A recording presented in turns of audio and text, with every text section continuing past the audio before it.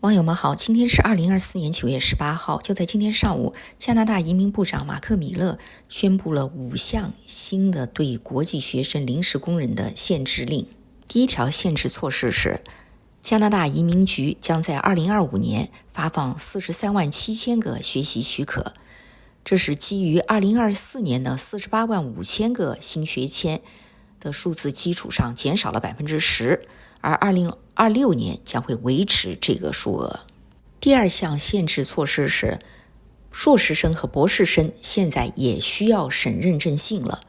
到目前为止，省认证信仅适用于大专和本科的学生，但是今后硕士生和博士生将不再免于获得省认证信。第三个新规定是毕业工签的资格有变化，凡是在今年11月1号之后申请的，他们的语言水平 CLB 的成绩，大学以上的毕业生必须在7分以上，大专毕业生 CLB 必须在5分以上。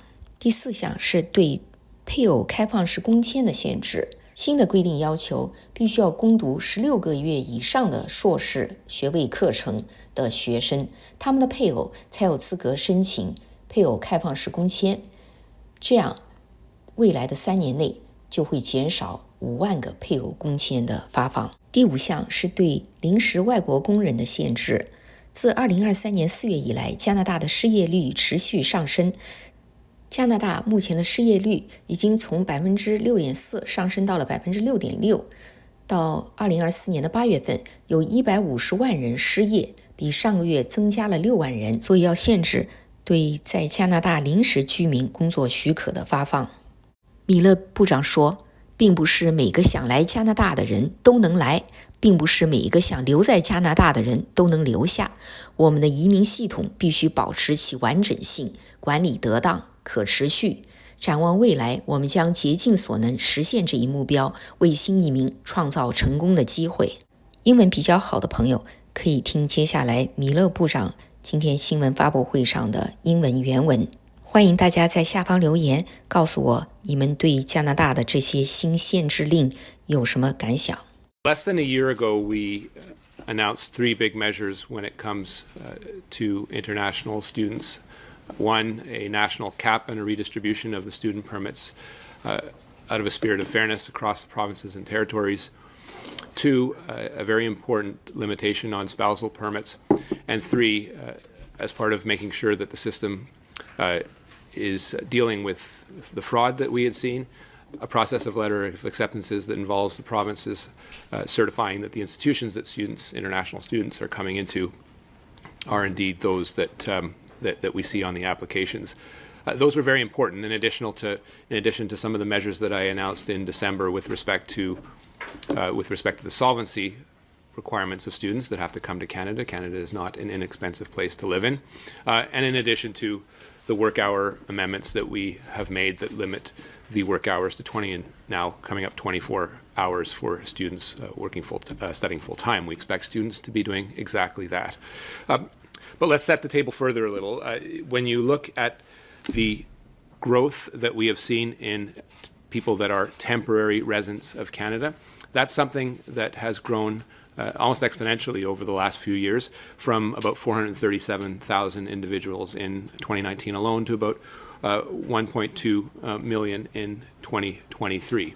That comes with consequences, but let's not also forget the importance that immigration generally, the importance of people that are here on a temporary basis has done for the economy.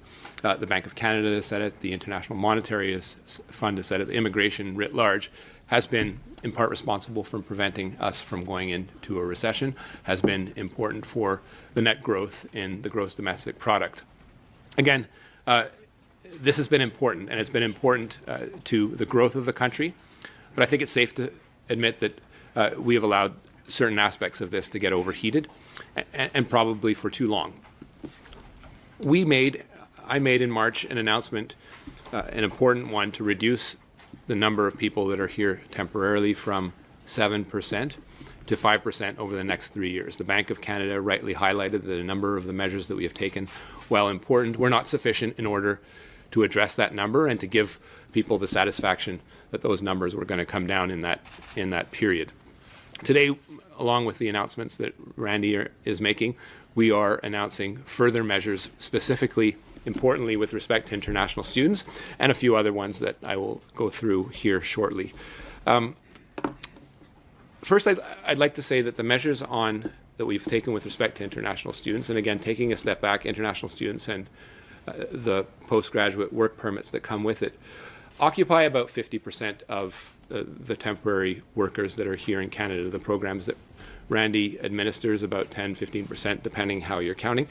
So the growth in the international student space, along with the postgraduate work permits that come with them, the spousal permits that come with them, are ones where we owe it to Canadians, and in the context of an economy where the labor market in some areas is constricting, we need to adjust accordingly.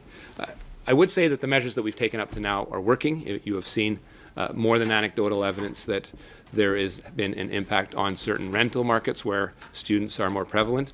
And this is an announcement in advance of the annual level plan that I know a number of you are eager to hear me on, that I will be announcing on November 1st.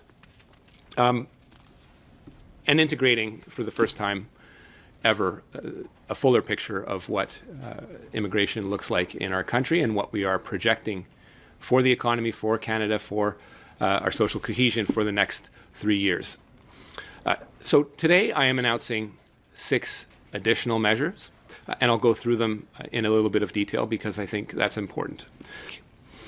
Over the next 3 years, and I think this is important, we expect these changes to yield approximately 300,000 fewer study permits. Canadian language benchmark, CLB, level 7 for university graduates and CLB 5 for college graduates will be required for anyone applying for post-graduation work permit on or after November 1st of 2024. We know that people that can speak the language are better equipped to succeed in Canadian society.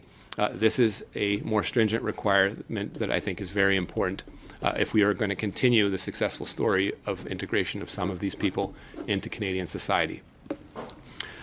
Fourth, for prospective students applying on or after November 1st, post-graduation work permit eligibility will depend on the level of study. Graduates from bachelor's, master's, and doctoral degree programs will remain eligible for a work permit up to 3 years. These graduates are more likely to acquire transferable knowledge and skills and be able to adapt to changing economic circumstances over the long term. Over the next 3 years, we expect these changes to yield approximately 175,000 fewer postgraduate work permits. In the near future, we'll also take further measures to restrict eligibility to spousal open work permits. The 5th measure that I'm announcing today will be to further limit work permit eligibility to spouses of students in doctoral and certain master's select professional programs and certain pilot programs. And over the next 3 years, we expect that measure and these changes to yield approximately 50,000 fewer work permits for the spouses of students groups. And 6th, unrelated to students and postgraduate work permits, we'll also be limiting work permit eligibility to include only spouses of highly skilled, specialized workers such as C-suite executives, scientists, engineers, lawyers, professors, and technicians, or of workers in sectors where there are those key labor shortages. Spouses of workers in critical sectors like healthcare, construction will also obviously continue to be eligible for those work permits. As a quantitative measure, again, over the next 3 years, we expect these changes to yield approximately 100,000 fewer work permits. Again, I do stress that these are estimates and obviously will need to be tracked closely.